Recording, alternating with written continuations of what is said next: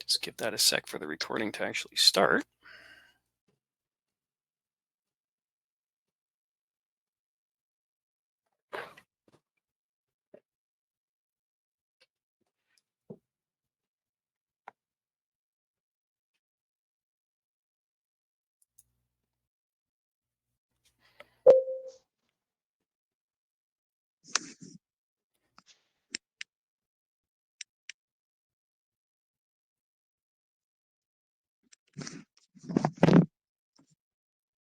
Does everybody have their whiskeys poured?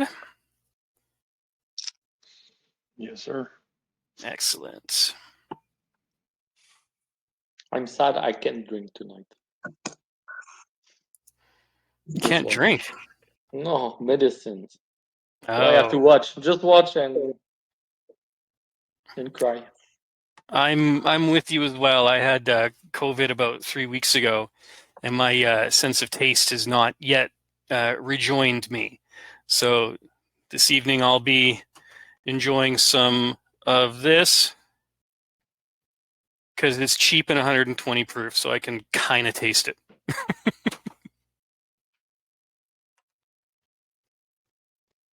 That warms my heart, Mike.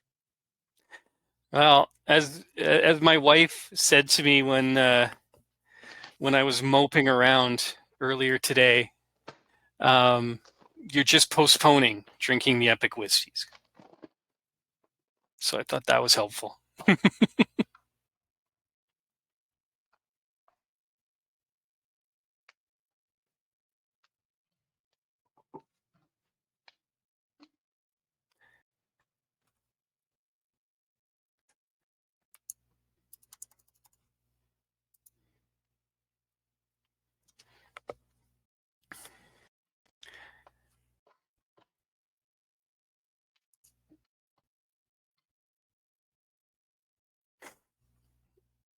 Well, for some reason I'm not sure if I'm able to record tonight. I don't know what's going on, but It says it's recording. says it's recording as far as I can see. Fantastic. I'm not getting any indication on my screen that it's recording, but if y'all are seeing it, then that is good. So let's get started here. Again, welcome to Monsters of Islay, the series. This is part 1 with Bowmore and Ardbeg. We're going to have some pretty amazing whiskeys tonight. Of course, Simon Brooking is going to be walking us through the Bowmores, and then we got Bryce Simpson and Cameron George to help us out with the Ardbeg. So at this point, I'm going to ask everybody to go ahead and mute their microphones, and I'm going to turn it over to Simon. Thanks so much, Mike and Russell.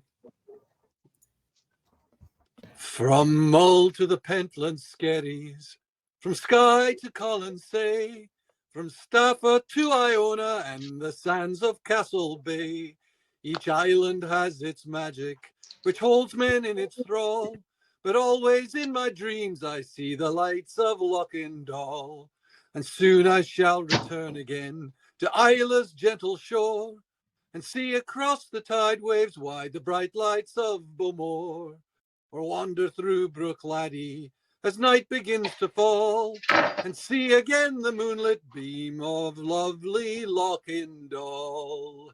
All right, folks, here we are on the shores of Lochendal, the oldest licensed distillery on the island of Islay, Bowmore. We've got a great selection of whiskeys tonight. The central portion of the island, we like to talk about our whiskeys being the balanced whiskeys. Of course, we've got a great selection from Cadalton Parish here this evening with Ardbeg, and there's another one just down the road that's our partner distillery, Lefroy. But I'm here to talk to you about Bowmore this evening. An amazing pairings of 2 fantastic whiskeys, the Monsters of Islay. But so in looking at the Monsters of Islay, I was quite literally looking at the monsters that have invaded the island through the years. It reminds me of a story of Gory Crovan, who was one of the earliest settlers on Islay, And he most likely used the Dunivay Castle down by Lagavulin as a base. And he's the subject of the local bard Duncan Johnston's song, Beirlin Gorey Groven, which tells the story of the passage of Gorey's royal galley from the Isle of Man to the shores of Islay. And when the mighty Norwegian King Harald Hardrada was killed in battle in 1066, his chief of staff was Gorey Groven, which means Gorey of the White Hand, who escaped and made his way to the island of Islay, where his reputation as a clever and fearless warrior had gone before him. Men flocked to join him, and he was victorious in battle with Fingal, King of Man, and the Isles. He also fought successfully against Malcolm Canmore. Now, Gorey Vrogan is best known on Islay in a legend where he cleverly kills a dragon, which had its lair at Immerachonnet near Ballygrant. The dragon was unceremoniously eating people and cattle. So Gorey was the progenitor of the Clan Donald, which became the Lord of the Isles and held sway over Scotland's western seaboard for more than 2 centuries. He died in 1095 as a result of the plague that was sweeping the area, and is buried on the island of Islay. And there are other monsters that you can see today on the island of Islay. We can see them many places around the world, but the seagulls have known to be quite vicious monsters of Islay. But there's a story of the Gulls of Lochendal. Legend has it that a pair of gulls flying ceaselessly above Lochendal, on the shores of which lies our distillery Bowmore. When the Scots spread from our Celtic homeland to create the kingdom of Dalriada in Alban, the Pictish and Brythonic tribes who already occupied the lands resisted fiercely, and much blood was spilt as war raged. And legend has it that the daughter of a Pictish king fell in love with a captured Eloch warrior and helped him escape. Together they fled westwardly to the Isles, and as they rode towards the young warrior's home on the shores of Lochendal, a terrible storm lashed their boat, sending it crashing against the rocks.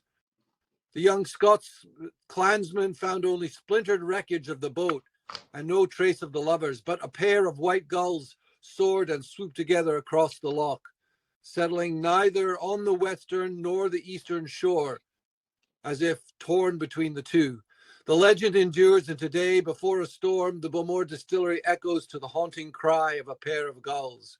And I guarantee you those gulls are flying as we speak. We just had Storm Dudley pass through Islay just last week, and winds were clocked at 70 to 80 miles an hour on the island. It is a turbulent time of the year. I'm actually flying there tomorrow night. I'll be on Islay for the month of March, visiting at Bowmore as well as Lefroy. So to calm those restless spirits, we need a whiskey. And I'm happy to say that what we have here is a beautiful whiskey, an 18-year-old first fill Oloroso sherry casks, the 2020 Feis Ile Release, which was not released in 2020 because of the shutdown.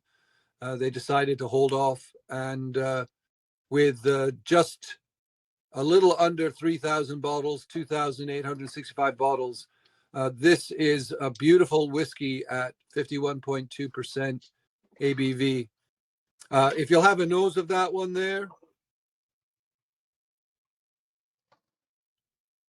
Certainly in that kind of classic Bowmore style, it doesn't lead with the peat. I'm getting a little bit of the fruit notes, the Luxardo cherry. And I'm not sure if you had a chance to open this prior, but it does. It is a little tight. It takes a while to open up. but beautiful meat.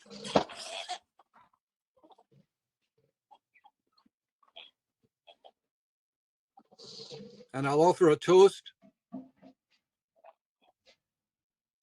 I must go down to the sea today, to the lonely sea in the sky, and all I ask is an Islay cask and the friends to drink it dry. Cheers. Cheers, Simon. Let's launch, everyone.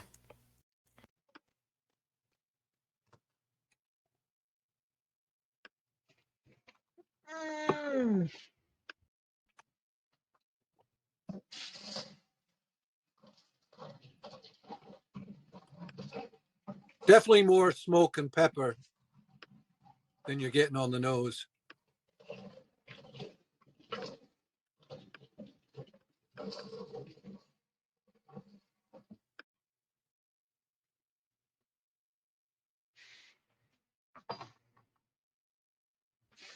A little bit of grassiness to it. Getting some notes in the chat. Lots of cherries. Yeah, big cherry notes on this. I like Jason's notes. Cherries Jubilee by a campfire. That sounds delicious.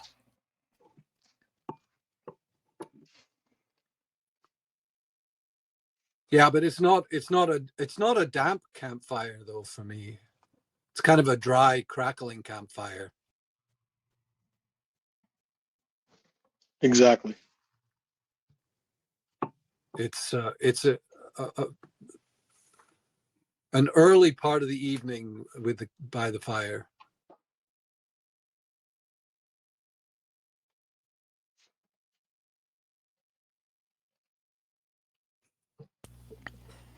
I like Colin's comment that it really lets the distillery character through despite the first fill casks. Yeah, well, 18 years for Bowmore is kind of a classic age.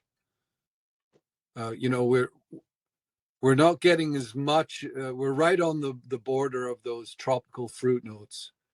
They're underlying, but they haven't really bubbled to the top yet. Comparative to, say, the Simpson 20 years, it really starts coming to the fore. It's cool. I just realized that I have the bottle. It's nice.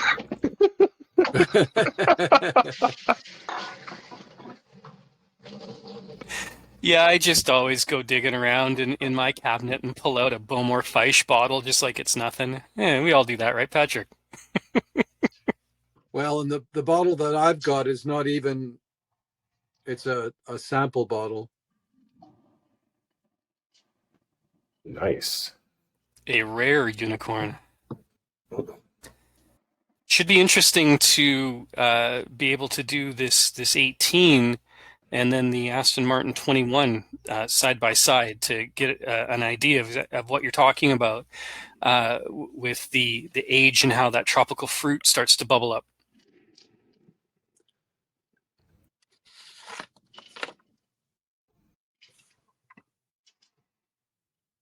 Yeah, the Aston Martin, you'll see that there's a lot of other layers, but this is for a first fill Oloroso.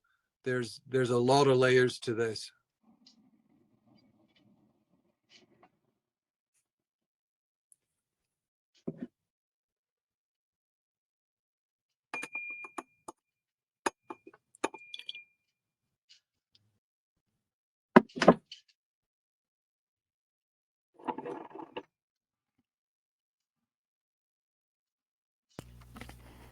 Russell's getting some menthol notes, which is interesting. Anybody else getting those? Was that with water added to it, Russell? Yeah, just a little bit, yes. Menthol and more of the leather is coming out with the water. I've gone through a couple of these bottles, and it really opens up after being open for a little while. It's one worth it evolves quite nicely. I'm getting a saddle leather to this. Not that I go around smelling a lot of saddles. Well, Taking you down to the tack shop. Yeah. Yeah, it actually reminded me of the same thing when I worked on a horse farm. Exactly. right. Simon, we have with us Mr. Robert. He's one of the biggest Bowmore fans I know. Got pretty much every bottle that you can think of. Well, I wouldn't say that, but I do enjoy Bowmore. Wow. At least got one of each bottle. So, Robert and others, have you been to Bowmore? I've not been to Bowmore, not yet. That is on the bucket list for sure. Hopefully this year. I was supposed to go last year, but because of COVID, I wasn't able to go. I went Robert, back in I went in 2015. Colin, you were there in 2015?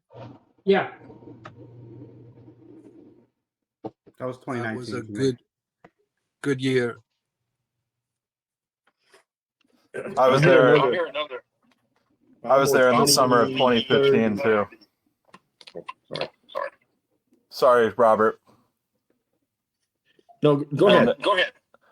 Yeah, I was there in the summer of 2015, and just, I mean, I love all of Islay, but the little nook that Bowmore sits is gorgeous. And I just actually yesterday booked. I'll be on the island July 1st to the 4th. Brilliant, Tim. Cannot wait. We are opening up now our distillery, the visitor center, as COVID restrictions ease up. I know for some of the distilleries it can be a challenge. You know, if we look at, just because of the logistics and the layout of the distilleries, the visitor center, just depends on how much room there is and ventilation. Of course, down at Ardbeg, they've got the old malting, the malt kilns there. They've got plenty of room for circulation with the cafe as well as the shop. But the likes of Lefroy, low-ceilinged visitor center, makes it very difficult. Bowmore, it's a little bit more open, so it makes things a little bit easier. We've opened a little sooner, a little more regularly than our sister distillery, Lefroy. But we're doing our best, and I know there's a great demand across the globe to be able to come and visit the distilleries on Islay. And it's open now, Simon, the center?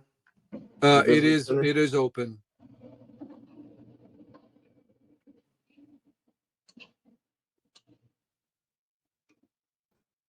All right. It's killing me. Let's try this 21. Okay. This is the one I have yet to try. Well, actually, I haven't tried it. Need to recover. So, keeping up with the Monsters of Islay theme, there's the story of the sea dragon, Cranadhu. Legend has it the greatest Scottish warrior of all, Finn MacCool, also known as Fingal, was walking across Islay with his two massive hounds, Bran and Sealang.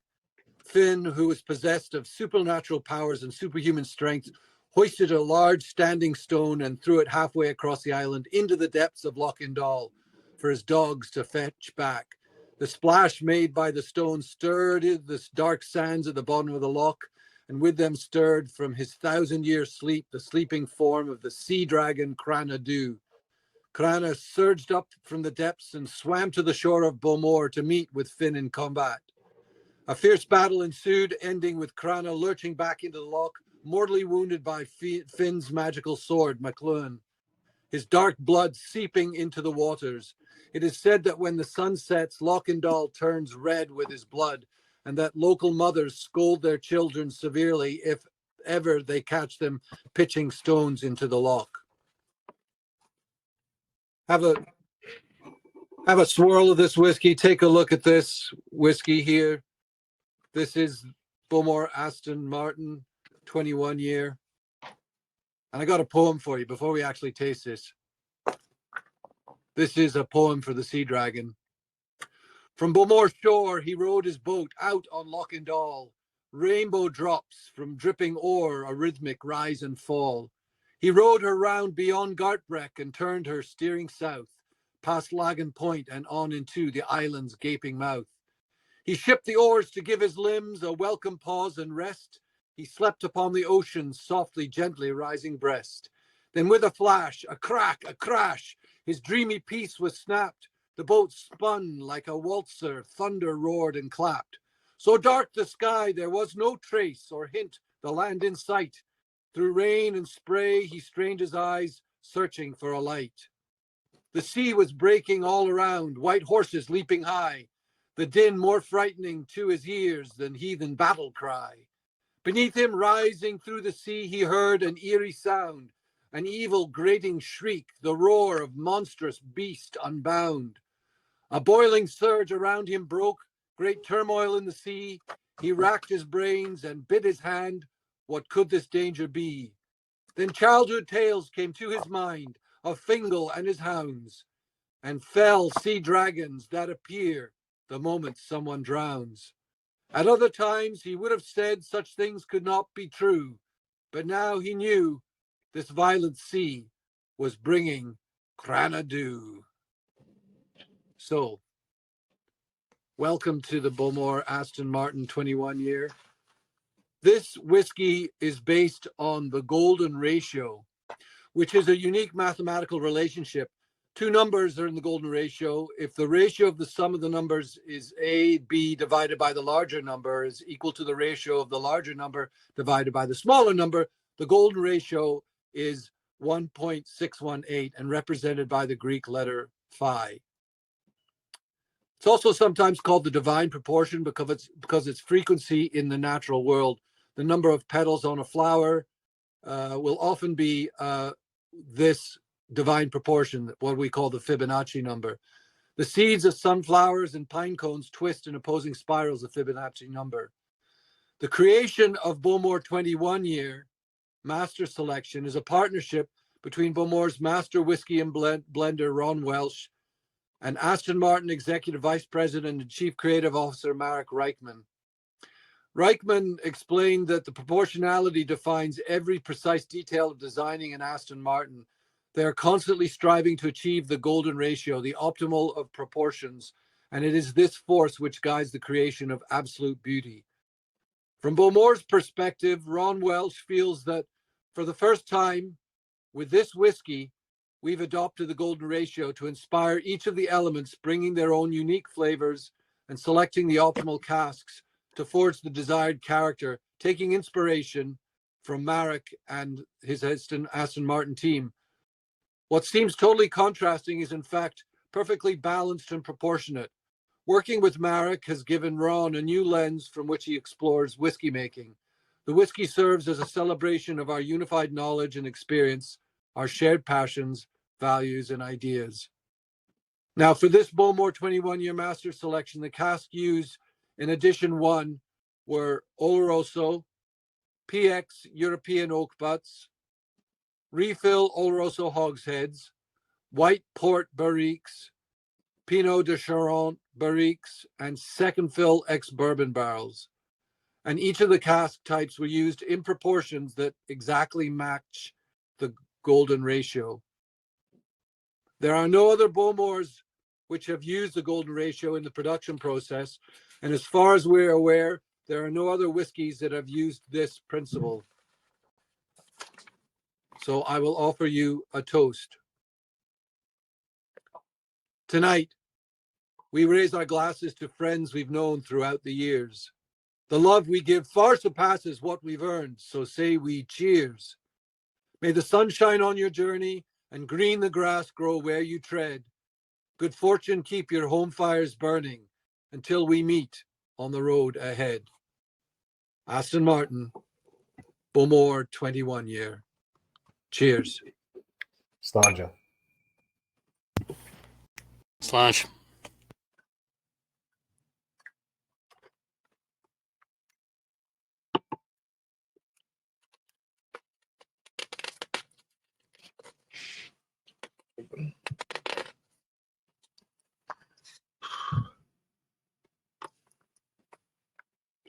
Sweet and nutty on the nose. A lot more smoke, Jason is saying, than the 18. A lot more smoke.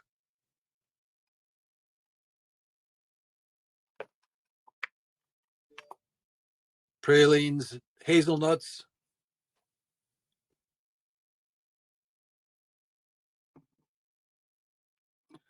And the leather for me on this is more of a worn leather, a well-worn leather.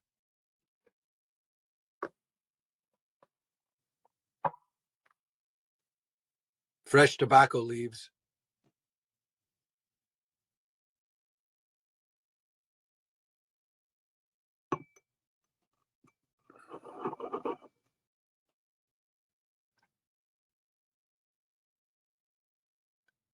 A little bit of candied sugar. There's cherries in there as well.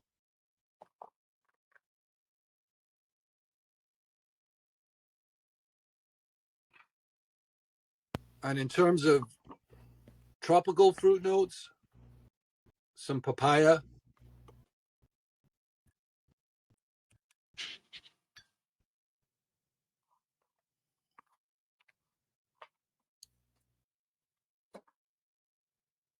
There's a lovely dustiness to this as well.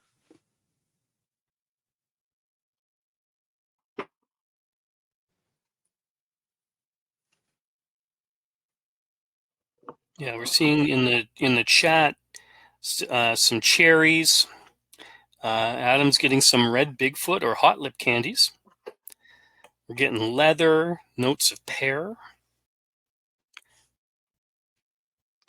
hazelnuts, tobacco. Lots of excellent notes coming out in the chat, everyone. Making me very jealous. Something to look forward to, Mike. A reason to wake up the next day. Indeed. Yeah. And I know that everybody is just sitting on the edge of their seats. My bourbon tastes like bourbon. How bourbony is it? I'd say it's like an 8 out of 10 bourbony. Nice. Mm-hmm. It's not bad. Oh, I can't wait to get into these Bowmores. Not gonna lie.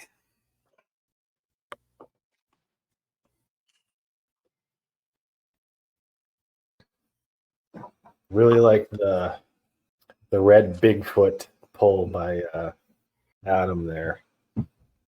Spicy. Yeah, It's got a little cinnamon. Yeah, that's a beauty. Colin's getting a little grapefruit towards the ends. Anybody else getting some citrus in there?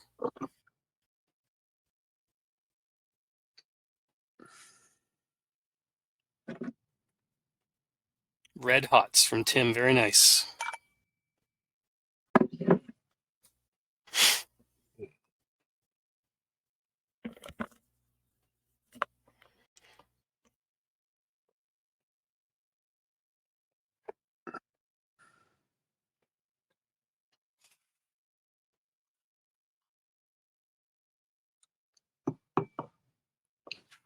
A lot more of the currants and spiciness and fruitcake with the water added to it.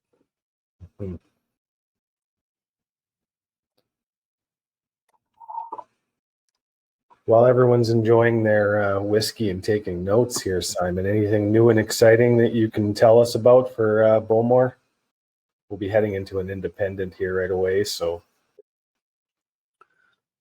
Well, I should mention that the partnership with Aston Martin goes both ways.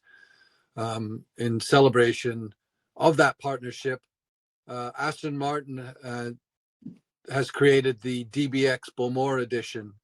There are 18 special edition Bowmore DBXs, which they're going to be built before they're delivered to customers at a private lifestyle experience in Scotland. There is Bowmore branded copper inlays using copper from the original whiskey stills have been used to accent the side strakes of the DBX, along with polished cup holders and sill plaques using the copper. And customers can choose either the obsidian monotone or copper tan metallic interior, accented by flashes of Bowmore tweed, reflecting the company's Islay ancestry. And that was created by the Islay Woolen Mill, which was first established in 1883. It incorporates copper and blue colors inspired by the island's terroir and locks, making it inherently unique to Bowmore and its island home. And each car, of course, comes with a selection of specially designed Q by Aston Martin accessories. Of course, your Bowmore tweed picnic blanket and your leather hold all. At this point, we've got some of our innovations. We've got our 30-year Bowmore second release.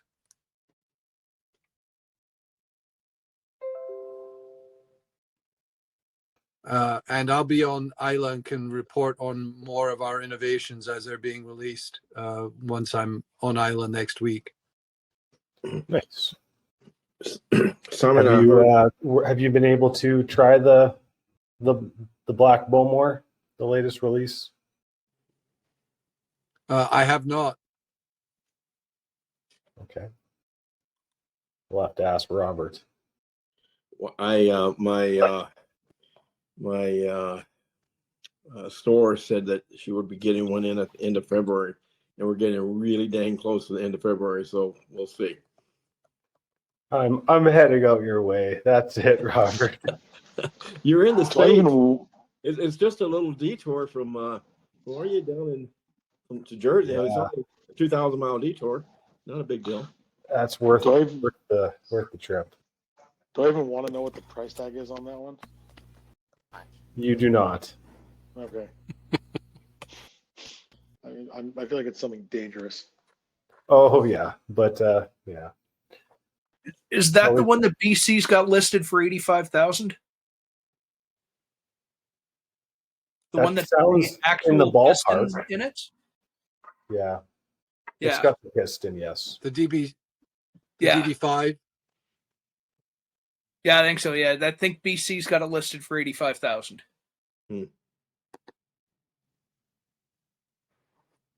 Well, that's a deal.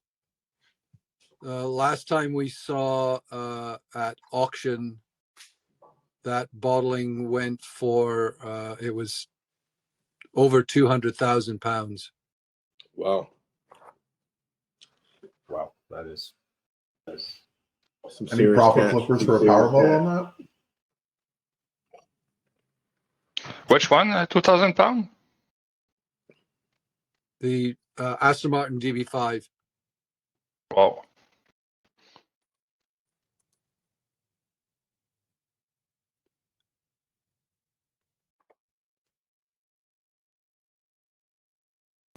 I'm interested to know how much the actual car is going to run.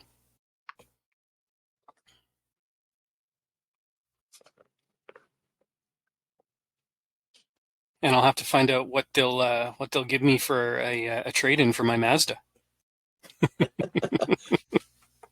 Top dollar. I hope so. I hope so. You can get the Bowmore Aston Martin right now, if the DB5 right now, if you want to head down to LA, there's a store that has it for $287,000 US. Wow. Well, luckily the exchange rate with Canada right now is pretty strong, so it should be fine. Yeah.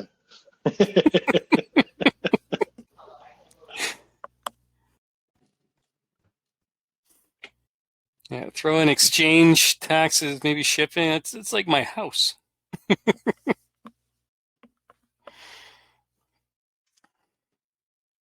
well, Mike and Russell, I'm sorry to say that I'm going to have to leave you this evening. Well, sorry. But yeah, thanks for joining us, and appreciate all your stories. And as usual, you're serenading us. We much appreciate it. Yeah, thanks for that. Thank you so much, Simon. That was a fantastic experience, wonderful whiskey. But the experience of going through that with you is something that's always special. So thank you so much for joining us. Yeah, thank you, and enjoy the rest of the evening. You've got some great whiskeys coming up, and I look forward to raising a dram with all of you in person one day. So to you all, cheers, Slàinte, and all the best. Cheers. We'll see you on the shores of Lochendal. Sounds fantastic. Cheers, folks. Cheers. All right, Mike, we're on our own. Let's fumble our way through this. You better sing a good song. Well, I think everybody is in for a significant disappointment when it comes to the being guided through. Having said that, I don't think the whiskey itself is going to be a disappointment. So next up, and closing out our Bowmore experience, is a 26-year-old single cask from independent bottler Woolf Sung. Now, we all know our Gordon and MacPhails, we know our Carnmores, we know our signatory vintages, we know our independent bottlers. Woolf Sung is not an IB that I was familiar with, so I had to do a little Googling. And it turns out that they are a relatively recent entry into this whole whiskey business here. They were a wine merchant and distributor. Again, relatively new company. I think I read they started in the early 2000s. This is just their second entry into independently bottling whiskey. Now, this one, of course, 26 years old, single cask, matured in a Sauternes cask, distilled in 1991, bottled in 2018, and the bottle series here is called The Lowest Tide. Now, as amazing as that may seem, this is actually Woolf Sung's entry-level whiskey. Their only other whiskey bottling is a 40-year-old Glenglassaugh. So they do not F around, I think, is the takeaway for Woolf Sung. So, as many of you know, Sauternes maturation and finishing is my absolute favorite. I have a lot of different whiskeys done in Sauternes, most of them Bruichladdich, but I'm expecting this to be absolutely spectacular. So let's dive into it. Yeah, Russ, you're right. This is killing me. Let's see how jealous y'all can make me.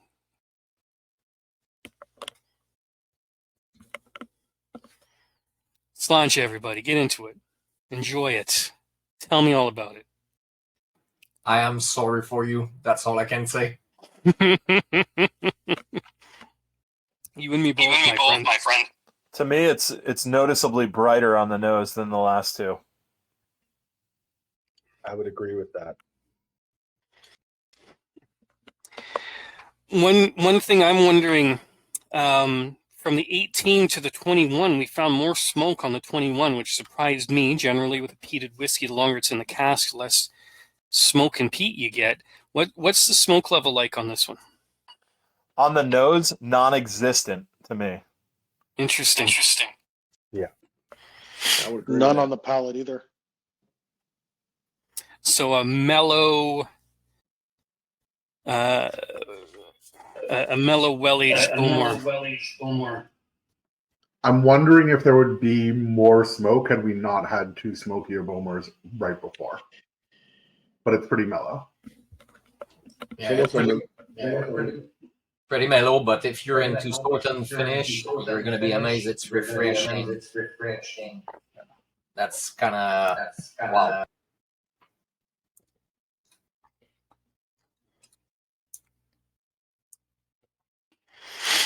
Now, what are we seeing in terms of fruit? I know generally with a Sauternes cask, I usually get a lot of citrus. I get honey. I get pears in wine. What are we seeing here from this cask?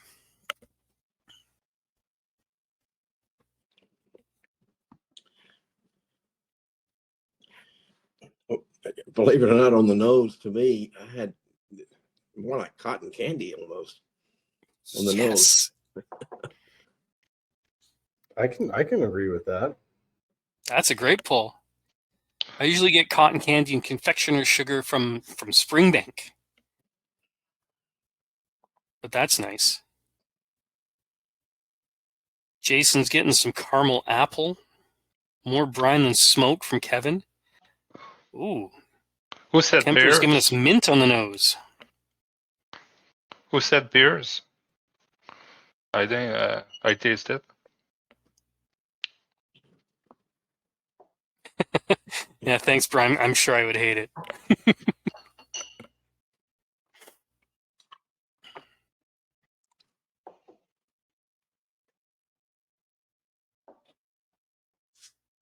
David Simpson on steroids from Mr. Talk. That's an interesting poll.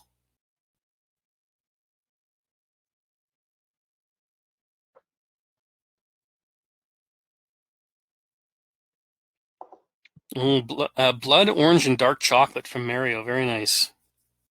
Sweet honey brine. Apple orchard finish.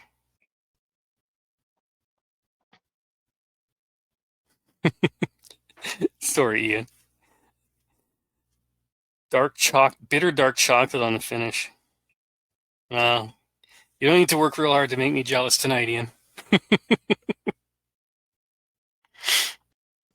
Well, thanks for still showing up, Mike, even though you can't drink any of it.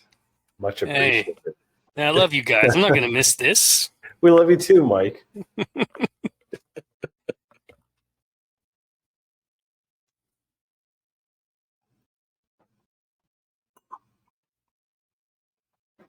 A very refreshing taste or take on the Bowmore. The first two that we had, quite a bit lighter.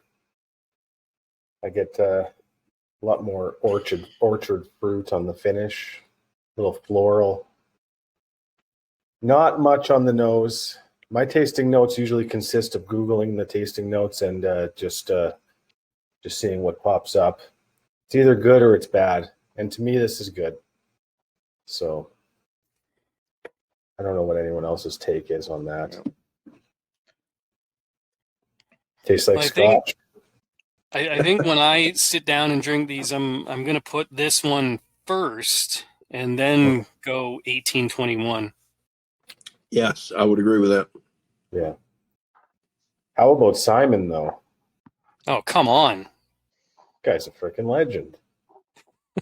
we got a couple heavy hitters coming up here. A couple of my favorite whiskey people. Actually, like this lineup of hosts.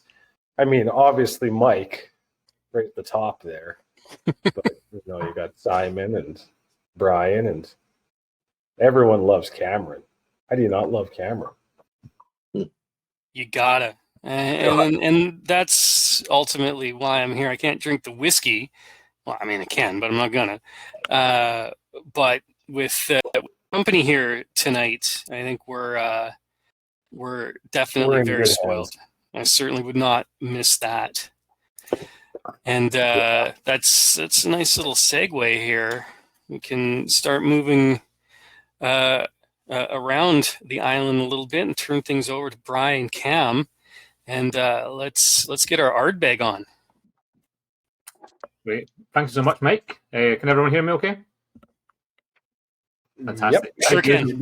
No one understands what I'm saying, but you can hear some sort of noise coming out of my mouth. That's all we need to do. Thankfully, I do have a translator with me tonight. Thanks very much. For those who don't know me, my name is Brian. I work for Ardbeg. I do have a question to start us off, though, because I was blown away by Simon's amazing rendition of Lochendal earlier on. Do you have any requests for me and Cameron? Because me and Cameron can sing a song as well. So in the chat, if you want us to do it just now or maybe later, feel free to put any requests for us. I was thinking Summer Lovin' from the Grease theme song, Summer Lovin'.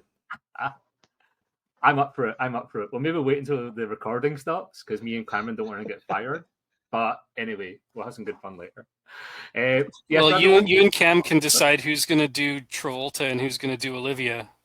I'm doing Olivia. I know that a bit better. Yes, I was going with Olivia as well. So now we're at an impasse. Oh, this is spicy. This is why we come to these tastings. So it's a real honor to be part of this. A big thank you to Mike and Russell and the rest of the team for putting this together. Obviously, Ardbeg and Bowmore are going together, both neighbours on the island. We both love each other, or at least we like them. We're not sure if Bowmore likes us, but we certainly like them. And we've got 3 fantastic Ardbegs here tonight. Obviously, 2 coming from the distillery, and then 1's an independent bottler, so super interesting. I'm not doing this myself tonight. I've got one of my best friends from the States, obviously Cameron George. I myself, when I got this job, I kind of fell into it. I didn't come from a marketing background, a bartending background. And one of the people I always do look for advice, not only when it comes to the scientific stuff, but also as well, just to get a bit of confidence about actually doing this job half decent, is Cameron. So Cameron, how you doing, babes? Fantastic. Absolutely fantastic. I'm super excited to actually be able to jump on this. And I actually even donned my shirt as well. Absolutely had to do it. Thank you. Thank you very much for sending a few of those shirts my way as well, Russell. And it just dawned on me as well. I took an earlier flight home from Phoenix to make sure that I could be here for this tonight. And I just realized that you're actually in Phoenix. So I should have probably just stayed because it's a snowstorm here in Seattle. Oh, that would have been incredible. It's all right. We've got good whiskey either way, though. Yeah. So glad to have you guys. Seriously. Of course. Thank you so much. Absolutely wonderful. So we'll get ourselves going. We've got 3 amazing whiskies in front of us. Just a wee second before that, though, because I know that you've maybe heard me and Cameron talk about our whiskies kind of in depth, but we've not really been here in a wee while. So just to tell you a bit of what's happening at the distillery, probably since maybe the last time since we spoke to you, we actually have our expansion open now of Ardbeg. So going all the way from about 1.4 million litres, we have now double capacity. So we now have 4 stills. And I recently found out there's distillers in Scotland with 43 pot stills. And we are delighted that we have 4. So we're getting there. We're catching up a little bit, but it's really cool. So now there's going to be some other modifications as far as we know. So maybe whereabouts the washbacks are going to be. But the still house is looking fantastic. There's also this door in the front that sort of comes up like a garage door. So it means that if you're going to be at the distillery, we're quite happy for you to get some good snaps from outside as well. So it's all good stuff. But Cameron, do you want to tell us a little bit more about how that's going to affect Ardbeg in the future? Yeah, absolutely. Speaking with Colin a few weeks ago, that was one of the things I was very curious of, was how incorporating the new still house went last year. Whenever you change something, even something as large as adding new stills, it's going to have a massive effect on the distillery, its inherent operations. So there was a little bit of a learning curve with the distillery, coming online last year and adding the 2 new stills and totaling in 4. And actually, what's really interesting and intriguing as well is that not only did we add 2 new additional stills in terms of volume, now going from 2 to 4, but actually both sets of stills, so all 4 stills, are actually brand new stills as well. So it wasn't like we just kept and moved the old stills from the old still house into the new still house. No, we actually ended up buying and having made 4 identical stills made to the 2 old ones that actually used to live in Ardbeg's old still house. We still don't know what exactly is going to happen to the old wash stills, but in true Ardbegian fashion, I'd imagine something pretty cool is going to be happening. My vote's for rings or necklaces. I don't know, Brian, what do you think? Well, I remember, if anyone's actually seen Ardbeg Distillery, there is actually one of the pot stills in the courtyard. And the initial idea was when they were actually replacing that pot still, as it just happened to be someone in the American team, this is before Cameron's time, said, we're going to melt it down and make dog tags. And then someone at the distillery said, no chance, we're keeping it here. So we don't want anyone to get it. So I think you're going to have to fight Jackie to see what happens with these. She might want another couple of stills in the courtyard. Exactly. So I've got a belter of a whiskey here. Honestly, you can go ahead and do it. You guys know how to drink whiskey, so jump into the Ardbeg 25 years old. There's a whiskey Cameron's going to take over with. The reason why is when we're talking about whiskies at Ardbeg 25 years ago, it's not exactly like a completely different distillery, but there's certain things that were different in terms of when they were actually making whiskey back then. Nowadays, it's a bit more of a consistent process. As Cameron said, with the new still house, you might get a little bit of variation in that. But when it comes to back then, 25 years ago, it's incredible when you actually look back. Some of the ppm were a bit higher. Some of the fermentation times were different as well. So Cameron, in terms of the 25-year-olds, have you noticed that is it just about the cask, or do you find that the distillery character is probably just as important? No, I think the distillery's character absolutely continues to shine through even in this. Oftentimes with whiskeys that start to become part of extended maturation ranges, right, where you have an element of an extreme amount of maturation. 25 years for Ardbeg is quite a long time. Oftentimes you'll see that the oak will start to become the dominant piece of the chorus that's kind of being communicated to your olfactory system and also your papilla, your taste buds. But in the case of the 25 year, what I've found really interesting is that all of the things I love about the distillery's kind of quirks and characteristics all manifest themselves really fluidly in this whiskey as well. From the creaminess, that's actually the first thing that I noticed about this whiskey. I'm a firm believer that not only can you feel what you're drinking, but I actually think that you can actually you can begin to suss out elements of texture before you even start tasting a whiskey, before you bring it into your mouth. So on the nose for a 25 year, there's like a smoked like creaminess to this whiskey that I found really indicative of kind of having that true Ardbegian heartbeat. So to answer your question, I think that the distillery's characteristics come through in this whiskey just absolutely pristinely. Yeah, I'm totally with you. And like we spoke about it before, Cameron, and I know that me and Mike have had long conversations like out in our backyard about this. I'm a massive fan when you get to taste the distillate character, no matter what the age of the whiskey is. And there's certainly something when it comes to the Ardbeg is it might be by chance because of the up and down history that Ardbeg's had. Mm-hmm. This was 2020. This was released, so 25 years before that. You know, in terms of like what was actually around, you're looking at. And a lot of the time, people are just filling barrels because they were there with no great intention that it's going to become a single malt. A lot of times, this was like filling up barrels, which might go on towards blended Scotch. And once upon a time, going back into the 70s, Ballantine Scotch actually contained a fair amount of Ardbeg. And for a lot of Ardbeg's history, up until maybe when Glenmorangie took over in 97, a lot of Ardbeg, that's what it was made for. Now, this is fantastic, I think, for modern drinkers, though, because in a time where cask finishes and the type of cask can definitely sell a bottle, I personally love it when you get these casks that don't have a huge amount of life in them, but they carry that distillate character with there. And I was delighted. I was fearful when I heard we're getting an Ardbeg 25. I know I should get excited about it, but when I heard it was an Ardbeg 25, the one thing I was fearful for, the cask takes over because it's not my type of Ardbeg. Yeah, I absolutely agree with you on that as well. And, you know, just kind of throwing it out there open for people to jump in with answers in the question or in the chat here. If your intention is to make a whiskey that showcases elements of long maturation, but you also want to ensure that your distillery's flavor profile comes through, what types of casks would you start to use, right? Are we thinking maybe more ex-bourbon? Are we thinking more sherry? Would they be first fills? Would they be second fills? Possibly even third fillers? I would actually nod my head at a lot of those third fillers, probably ex-bourbons, right? So 100%. You know, Cameron, there's a term in Scotland called gubbed, G-U-B-B-E. And I think it must be a hipster, because if someone asked me what my favorite type of cask is, it's like a gubbed cask. It's like it's one that's actually it's long maturation, but there's not a huge amount of life and amongst there. It's just that it's almost like a slow maturation. as opposed to long. You know, the whiskey's not got a huge amount of that oak characteristic right there. Yeah. But I think it's a good example of it. I hope everyone enjoys it. We're getting some good answers there, Cameron. You've opened up the chat. Let's see what everyone's saying there. Can we use the word knackered? Yeah, knackered. Yeah, a knackered cat. No, that's definitely, you know, heard Brendan, who used to be part of the whiskey creation team for Ardbeg, use that term quite frequently, oftentimes referring to some of the second and third fillers that we're intentionally looking for Ardbeg.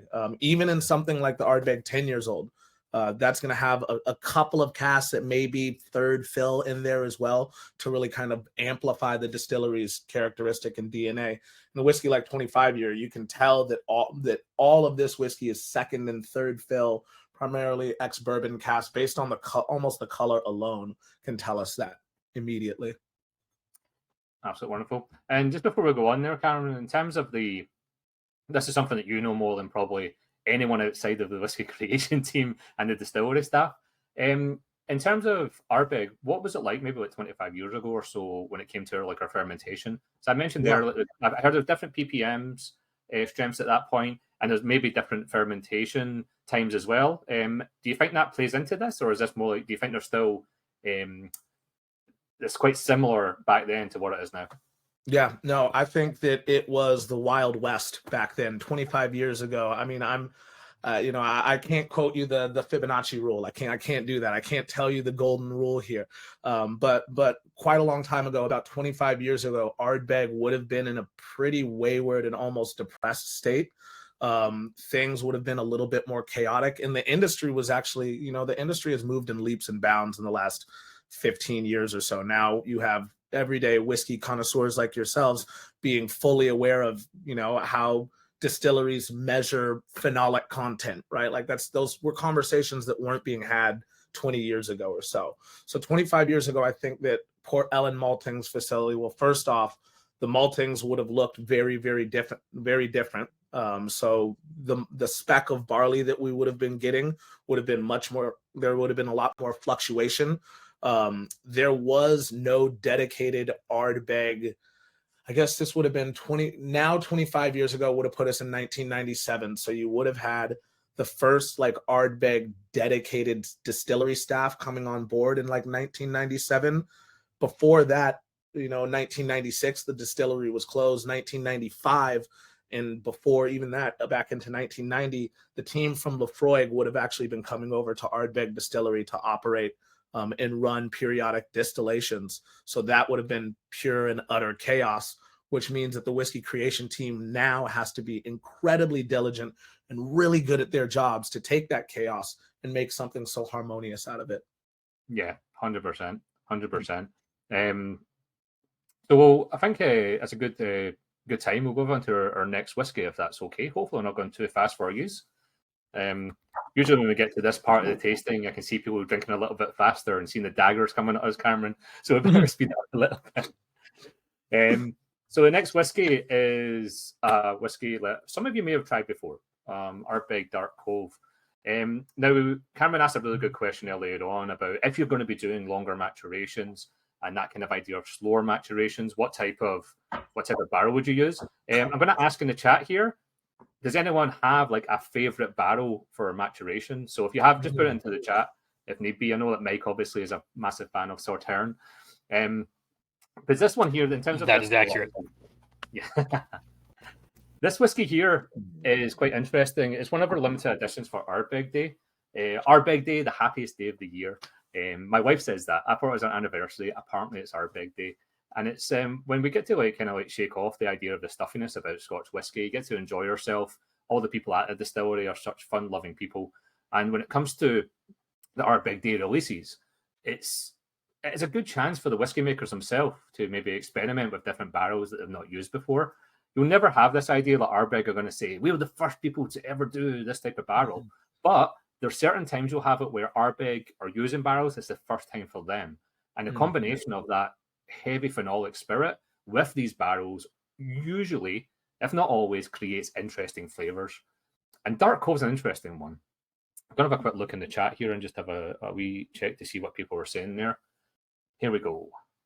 Some great answers. Fino sherry cask coming up in a couple of those as well. Very different than what you're going to discuss here in a second, but that took me by surprise to see that so quickly. I was very pleased to see that.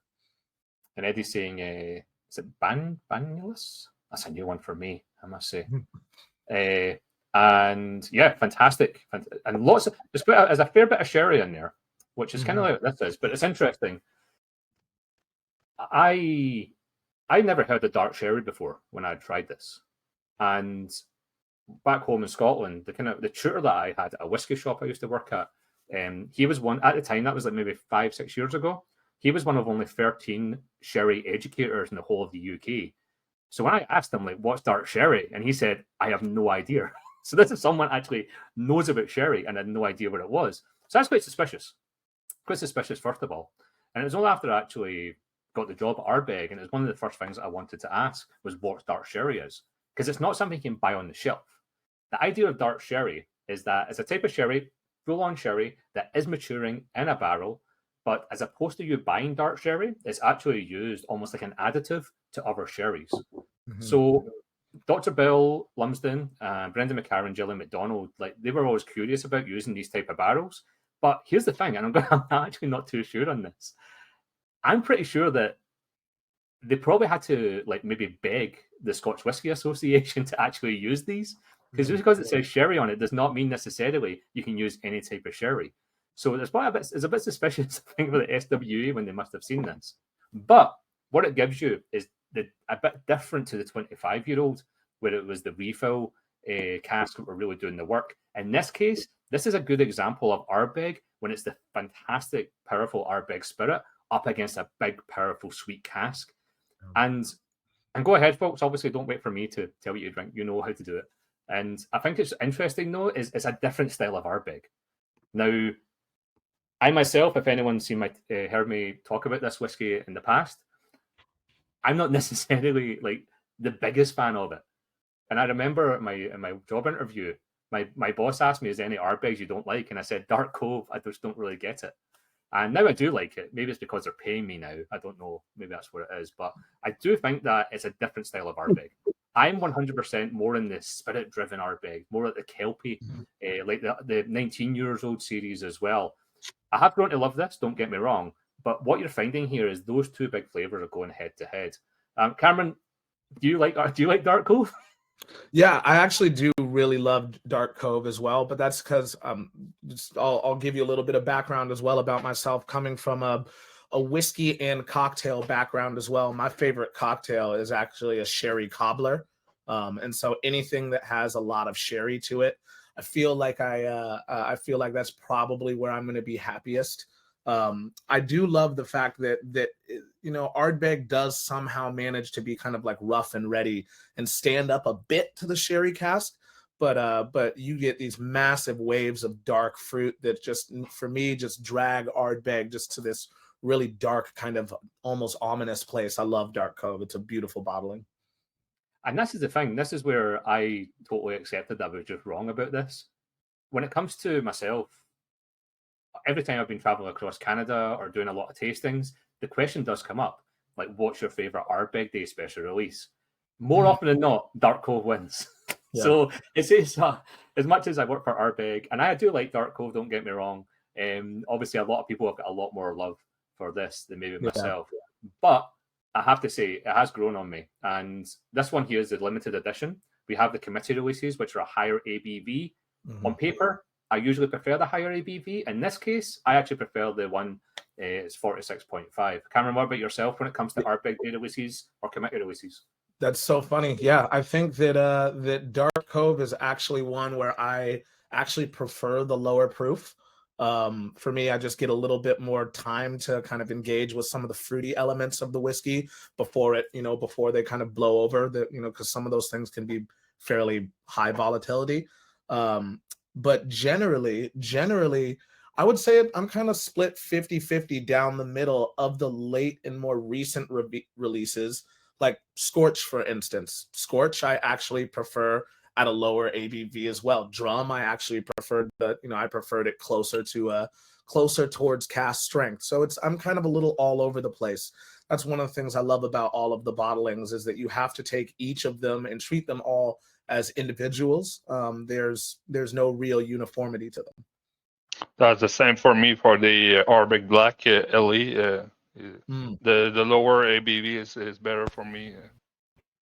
Yeah, I agree. I much preferred the black LE to the higher ABV one. And I think, Cameron, you just hit the nail on the head. That's why we love Ardbeg. Yeah. Because it's never boring. You can open an Ardbeg, you know it's going to be good. It probably is going to be great, but you don't know how you're going to get there. Exactly. And it's for us who are, very curious whiskey, kind of wanderlust whiskey lovers, that experience is that's where the romance is in the whiskey. Like, man, absolutely. I absolutely love that. Yeah. So, Bri, you mentioned that the Dark Cove has dark sherry in the cask mix. Now, compare it to maybe something that we're more familiar with, like the Ugadal, for example.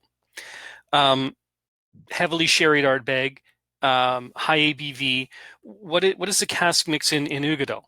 Yeah, so that's using Oloroso barrels along with bourbon cask. But when it comes to sherry, the sherry spectrum is wide open. I mean, Fino and Manfania, super dry sherries, fantastic with seafood. In the middle, you're looking at like Palo Cortado, and Amontillado. Still kind of nutty, but you're not at the sweet level yet. And even Oloroso, as much as a lot of people would say like a sweet sherry cask, might think of Oloroso sherry itself is still classed as a dry sherry. It's fruity, for sure. But PX sherry is the sweet one. And I'd probably say that the dark sherry has definitely got more connection to PX. The majority of those sherries come from one grape, Palomino, and PX is its own type of grape. So Pedro Jimenez is not just a type of sherry, it's a type of grape. My understanding, and maybe Cameron can jump on this one, my understanding dark sherry is used with PX as well. So I think those are kind of connected. Is that right, Cameron? Yeah, absolutely. Yeah. So the dark sherries have been used as a filler, like you were mentioning, for PX, more so color adjustment than flavor. So it did push Ardbeg Spirit in a really interesting direction, but generally dark sherry isn't used for its flavor. It's used generally for its coloration. In the case of something like Dark Cove, I'd also make the argument that it made a noticeable and discernible impact on the texture of the whiskey itself as well. So definitely something to keep in mind there as well. For sure. And I think that's one thing when it comes to, as Mike was saying there about like Ugadal, because like Ugadal's like big, and I think that's you're getting more like spicy notes, I think, as opposed to some of the sweeter notes that come through on that. But they're not that far off, I would say. I think that's the one thing with Ardbeg. You've still got that distillery character coming through, so you're always going to get a little bit of medicinal notes, a little bit of barbecue on the back. So there will be a little bit of crossover somewhere there. Absolutely brilliant. Shall we have another dram? Let's do it. I know we're firing through these. I'm just enjoying myself, Cameron. What can I say? How can we not? I know, and also as well that we'll finish off this tasting, then we can turn the camera off. Then me and Cameron can give you that song of Summer Lovin'. So, happened so fast. So I felt that I think this is why I love doing tastings with Cameron. I learned so much, and I think it was brilliant talking about Ardbeg's characteristics 25 years ago. Because, it's not necessarily just about the barrels and maturation. It's almost a little snippet of time. And Cameron touched upon it. In terms of like what the distillery was like in the early 90s, that was different ownership. So if you think of Ardbeg itself, started in 1815, it's had every time that we think we're getting somewhere, something bad happens, that we just shut down for different reasons. But the 80s was kind of when people thought Ardbeg wouldn't open up again. It shut down in the early 80s. All the way up. It started to really open up again, apparently in 1989, but nothing really was going on. 1990, Allied Distillers owned that, and as Cameron said, they also own Lefroy just down the road from us. And two people from Lefroy, as well as the distillery manager, would actually walk up the hill past Lagavulin to Ardbeg, and then they would run the stills there. So there was Wardy and Rory McIntyre Sr. The reason why I say senior is that Rory McIntyre's son is my boss. He was the ambassador before me. He's the brand manager for Ardbeg and Glenmorangie. He works in Montreal. So he's from Islay. He's from Islay, worked at Ardbeg. His dad still works at Ardbeg. His sister works at Ardbeg. His granddad was a distiller on the island. So when I got the job, it was like, good luck, Brian. I've got all the stories. But he told me, though, in terms of like at 1991, when this came there, like, you know, they didn't know necessarily what the direction of Ardbeg would be. The company actually bought, my understanding is they bought Ardbeg as part of a bunch of other distilleries. So with that, you've already got Lefroy down the road. Now, if you're making another peated whiskey in the early 90s, this is just after the whiskey flood. People aren't just going to jump in and go full capacity. So in the early 90s, they only ran the stills for about 2 months of the year. So the fact there's still whiskey around like from 1991 for us to try is absolutely fantastic. Now, Cameron, there's something that me and you always nerd out over, and I'm going to let you talk on this one. When it comes to the actual stills on there, obviously we have that special bit of apparatus. Do you want to talk about that? Yeah, absolutely. That purifier, I'm so glad that you brought us back to this as well, because I was literally just thinking about that story with the purifier actually is relevant even to 25, and I can't believe that I would have omitted this as well, is that there's the chance that 25 actually has some of the only Ardbeg distillate around today that was ran without the use of the purifier, because there was some experimentation as to what this piece of equipment did. And so in 1997, Dr. Bill would have been doing some experimenting with that by, you know, removing the purifier.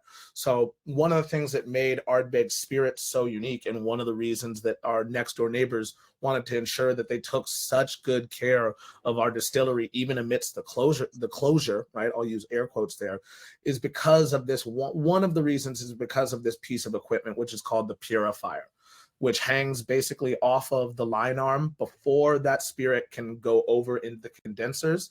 Some of the spirit is grabbed at random by what looks like a little pot that's attached to like a double elbow and a copper pipe.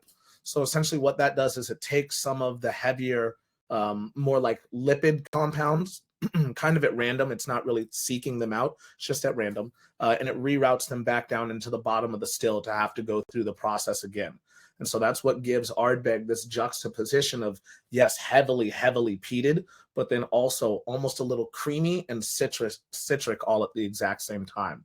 So that would have been one of the reasons that our next door neighbors wanted to ensure that the distillery, you know, wasn't ultimately knocked down, which it was this close to happening in 1996.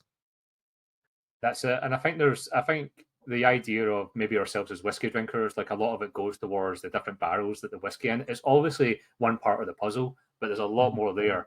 As they say in the old TV show, The Wire, every piece matters. And I think it's interesting that Ardbeg's definitely one of these distilleries where people talk about the distillate and the distillate character as much as what they do, perhaps, in terms of what type of barrel it's being in. And I'm so delighted, like Lefroy themselves, when the people from Lefroy coming up, you know, they actually had a bit of chance to experiment. And for all we know, they may have passed on some of that information to Dr. Bell and the team to sort of see, let's say, we tried this, it didn't necessarily work. And then there's other times that you see, it's definitely the reason why we've kept it going. So this is from 1991 as well. Cameron, in terms of like when the distillery itself like really got back up and running, I heard that 89 is when the doors opened again, and there may have been something going on there, but it was really like 91, 92, things happened, and then nothing happened afterwards, and then a little bit more happened. Is that right? Yeah, it's kind of a strange little piece of Ardbeg's history. 81 to 89, essentially almost completely silent and shuttered. 89 being a full production year, but making much less than the 1.2 million liters of spirit that it was theoretically capable of making. And then 92 like 1990 all the way through 95, more or less, there is when the distillery would have been pretty active, but still only for 2 months a year. And that, again, there was no Ardbeg staff There was nobody who actually worked really, no one whose sole job was really Ardbeg Distillery. People worked many different positions at a couple of different distilleries at the time there. And then also in 1995, ultimately, one of the boilers would have had a catastrophic kind of failure, which would have caused the distillery to shutter again. And it was set to be demolished. But then luckily, our good friends over at Glenmorangie came in with a wonderful offer that actually wasn't the highest bid for the distillery. They were just the folks with the best vision for the brand, which I think is incredibly important as well. Yeah. And also just another note on the purifier as well. There's no written record of when it went on to the stills at Ardbeg. So we don't really know, but there are a couple of educated guesses that we can take. One of them would be kind of post the shutdowns of the world wars. The second one, which I think is also entirely likely as well, maybe probably a little less probable, would be in the 70s as well, because there was a very accomplished distiller by the name of Hamish who would have been running Ardbeg at the time as well. And he came from Diamond Distillers Limited, which is a rum distillery in Guyana that has some iconic, they had some of the only wooden stills in the world as well. So he would have been very familiar with working with strange still setups. So that's a belief that I have, that maybe Dr. Bill and the rest of the team would tell me to shh that one, but I think it's also very plausible. Isn't it wonderful though, Cameron, in terms of our job? It's like it's just so much that people just don't know. In terms of the purifiers, we're not sure. And it's actually a book you can get, a Peaty Provenance, and it's like the history of Ardbeg, and there's like a chapter on it's like the purifiers, like move on, we don't know. So it's really exciting. Now I just want to go back to the chat there, because I've been loving this. Is where you've got a good group, because we had a whole discussion, a little bit of like a back and forth about distillation, about how we nerded out a little bit. So now in terms of how it's going to work, Glenmorangie is the best example, because Glenmorangie do have those really tall stills the size of a giraffe. You may say if you put Ardbeg through that, it's going to be the same. As we know, every still in every pot still in Scotland is going to have its own characteristics there. The closest I'd seen on there, someone mentioned Springbank. Now, this isn't exactly on there, but whoever says Springbank, maybe Mike, I think it was. Springbank have got this very unusual 2.5 times distillation. Now, coming from Brendan McCarran, our former head of maturing whiskey stocks, he himself took me and Cameron round Ardbeg, which is one of the best tours I've ever had in my life. Yeah. And I remember someone asked the question, so with the purifier, how many times is Ardbeg distilled? Because it's not necessarily just double distilled, and it's not triple distilled, so how many is it? And we were all like in bated breath waiting for him to say it, and he just spat it out like 2 and a bit. 2 and a bit distilled. Like that's all we know. And as Cameron said, it's not necessarily that it's going to be exactly the same every time, but you will get that extra bit of distillation, extra bit of reflux that's in there.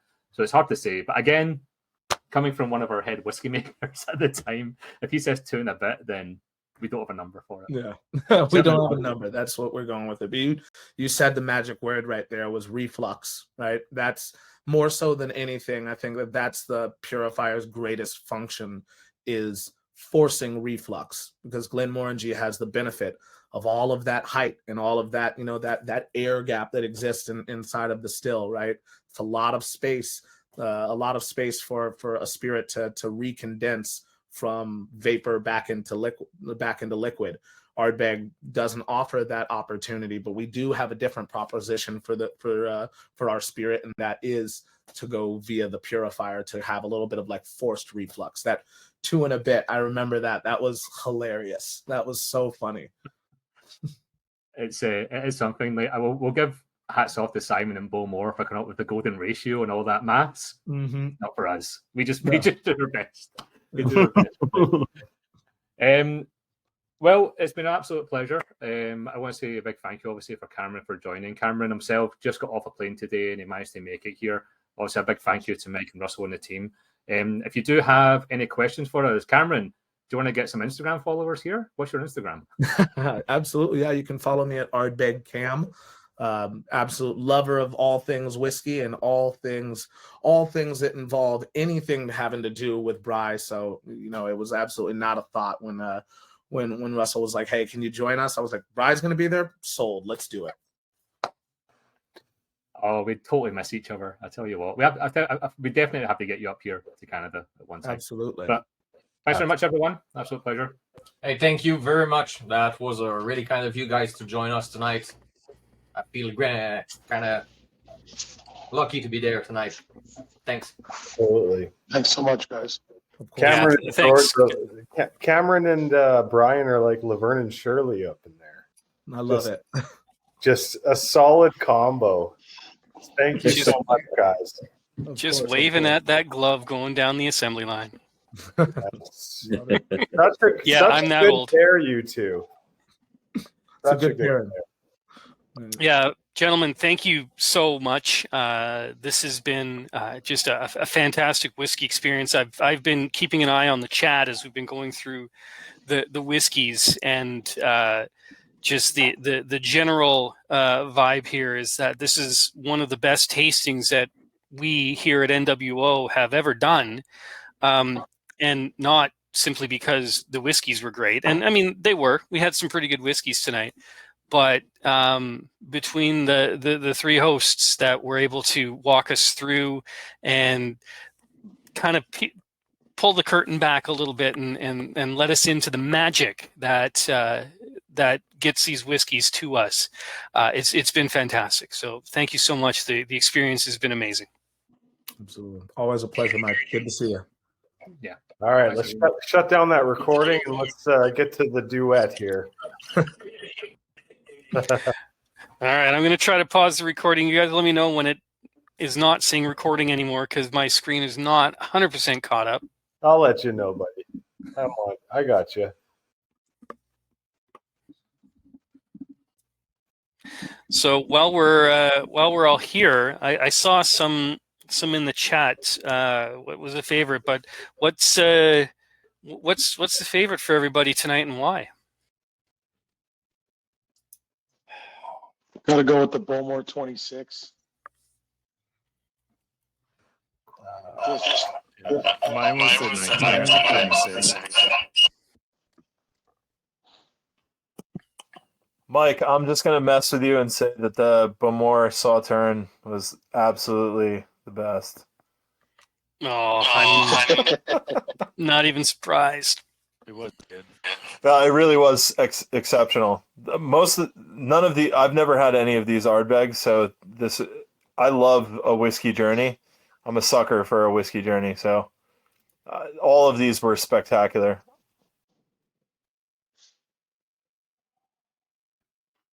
Yeah, everything was really good, and the journey worked out really well. But I've got to say the favorite for me might have been the Bowmore 18. That was big wave of pepper that hit you right up front. Just told you that like we were in for a night, and everything was amazing. But I keep going back to that Bowmore. Great. I'd say Bowmore first and Ardbeg last. The first and last were my favorites.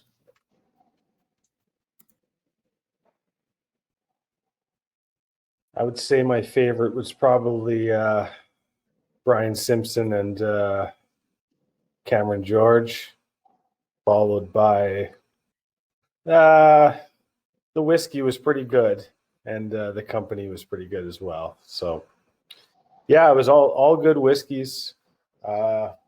Phenomenal hosts. Like, Brian, seriously, thank you so much. Like, I could listen to you guys talk about whiskey for all day, for sure.